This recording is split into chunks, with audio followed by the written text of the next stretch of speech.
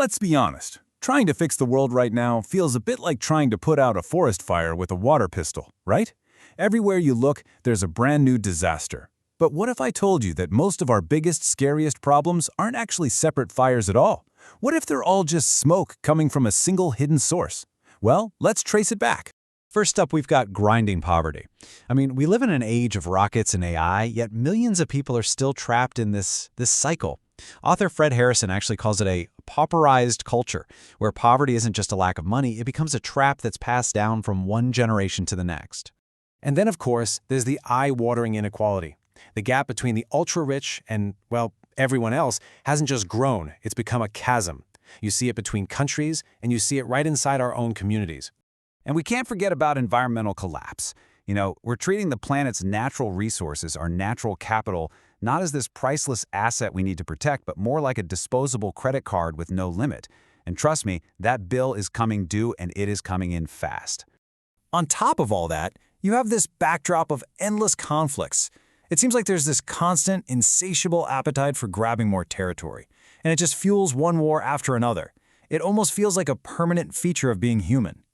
Yeah, it's enough to make you want to just crawl back into bed and pull the covers over your head. But here's the wild idea. What if these aren't separate crises? What if poverty, inequality, environmental destruction, and war are all just symptoms of one single fundamental design flaw that's been hiding in plain sight for centuries? To solve this mystery, our first clue actually comes from over a century ago. It's from an economist named Henry George, and he spotted this really baffling paradox. And here it is. This is the paradox that has stumped policymakers ever since. As our societies get more advanced, more productive, more technologically savvy, why doesn't poverty just disappear? In fact, why is it that we so often find the most extreme poverty living right next door to the greatest wealth? It doesn't make sense. Now, have a look at this. The visual gap here says it all.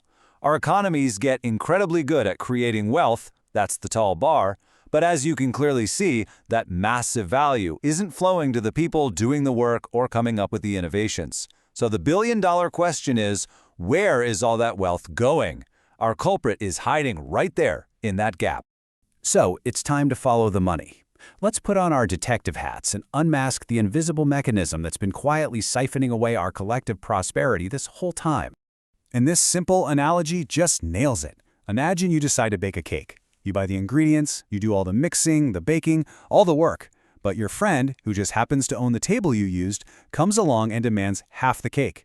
Not for helping, not for doing anything, just for owning the table.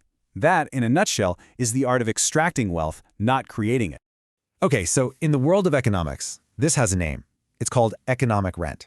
It's the unearned income that flows to landowners, not because of any work they did, but because of what the community does around their land.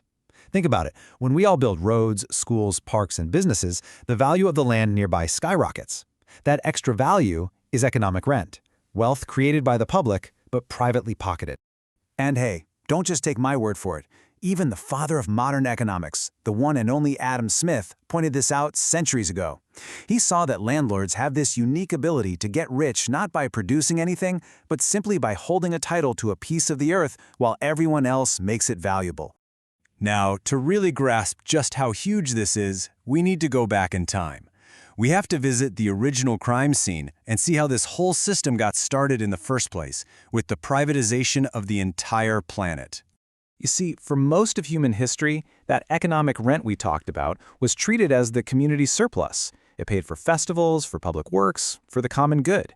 But then, starting around the 16th century, common lands began to be privatized, fenced off. The author Fred Harrison calls this a coup against communities. And he's right. This model was then exported all over the world through colonialism. And today, it's what fuels the crazy, destructive boom and bust cycles we see in the property market. And the consequences of this shift, they were catastrophic. This one change created, for the first time, a permanent landless class.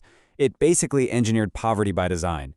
And it gave rise to what Harrison calls a predator culture, a system fueled by an endless, insatiable appetite for more land to capture more rent. And that, right there, is the basic logic that drives colonialism and endless war. Okay, so we've identified the culprit, we've seen the crime scene. It's all a bit grim, I know. But here is the good news. The fix is actually shockingly simple, and it's been hiding in plain sight this whole time. It all boils down to a simple switch. Look at our current system. We punish productive activity. We tax people's paychecks when they work. We tax businesses when they invest and create jobs. We tax you when you buy things. The fix is to stop doing all that. Instead, the community should simply collect the value that it creates together, that economic rent from the land, and use that for public services. And the domino effect of this one change would be absolutely transformative. Just think about it. If there's no incentive to just sit on land and hoard it for speculative gain, we could finally have affordable homes. If there's no constant pressure to exploit nature for a quick buck, we could see our natural habitats thrive again. By returning the community's wealth back to the community, we could finally end poverty. And by removing the #1 motive for conquering territory, we'd have a genuine shot at lasting peace. Now, let me be crystal clear about something, because this is important. This is not about the government coming to take anyone's land. It's about renegotiating the terms. It's just about asking those who get the privilege of exclusive access to the most valuable locations on our shared planet to pay the community back for the public advantages and services that make those locations so valuable in the first place. It's just fair. And so, this brings us to the final, crucial question. If the solution is this simple, this elegant, and this powerful, why isn't it common knowledge? Why aren't we doing it? It really makes you wonder, doesn't it? Who exactly benefits from keeping the system broken just the way it is? And what would they do to make sure this elegant solution stays a secret?